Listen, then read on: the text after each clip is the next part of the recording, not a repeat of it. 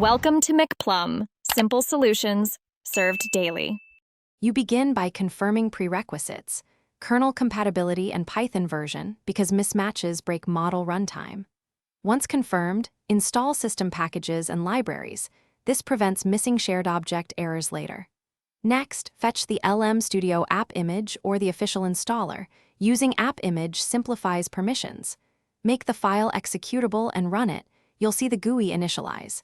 If you prefer CLI, clone the repo and run the included installer script, which sets up virtualenv and required wheels automatically. Once LM Studio is installed, you need to add models and configure resources so the app runs smoothly.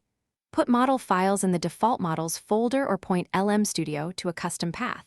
This ensures models appear in the UI. Then set runtime options. Choose CUDA if available, select quantization for memory savings, and tune thread counts. Make sure swap and cache settings match your RAM. This reduces OOM crashes. Finally, restart LM Studio to apply settings and validate model loading. Now run a quick prompt to validate everything. You'll confirm both model response and latency. Watch the application logs to catch dependency or permission errors because logs tell you why a model failed to load. If performance is poor, switch quantization modes or lower thread counts and check GPU utilization to ensure hardware acceleration is active.